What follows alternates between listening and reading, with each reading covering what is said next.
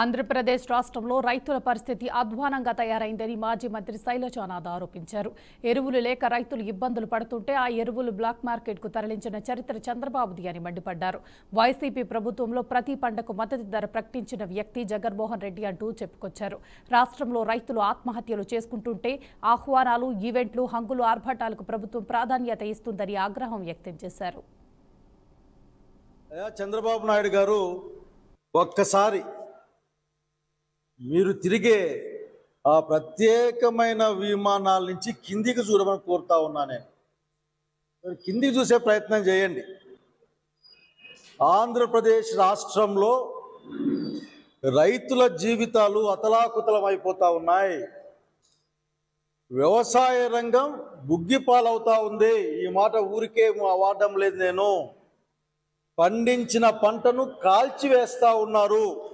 మంటల్లో రైతాంగం జీవితాలు కాలిపోతా ఉన్నాయి.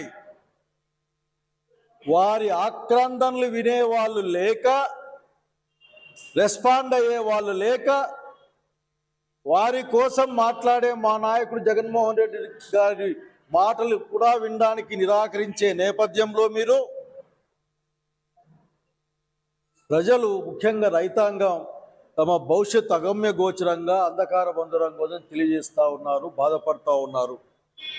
బహుశా మీకు ఆ హెలికాప్టర్ల, స్పెషల్ ఫ్లైట్ల ఆ శబ్దంలో ఈ ఏడుపులు కానీ అరుపులు కానీ వినిపించవు.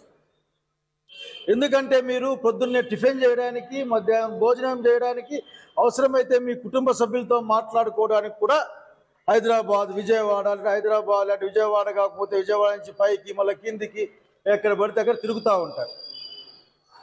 అయ్యా, దాదాపు అన్ని పంటల యొక్క ధరలు పతనమైపోయాయి. ధరలు పతనం కావడం అంటే గిట్టుబాటు ధర లేకపోతే రైతు అప్పుల్లో మునిగిపోయి తన జీవితాన్ని కోల్పోతాడు. తన జీవితం కళ్ళ ముందే ఛిద్రమైపోతూ ఉంటుంది. మీలాగా రాజశేఖర రెడ్డి గారు చెప్పినట్లు 2 ఎకరాలతో ఓ పెద్దటి సామ్రాజ్యాన్ని నిర్మించడం పాపం వాళ్ళకు కూడా అప్పుడే నేర్పించుంటే బాగుండేది.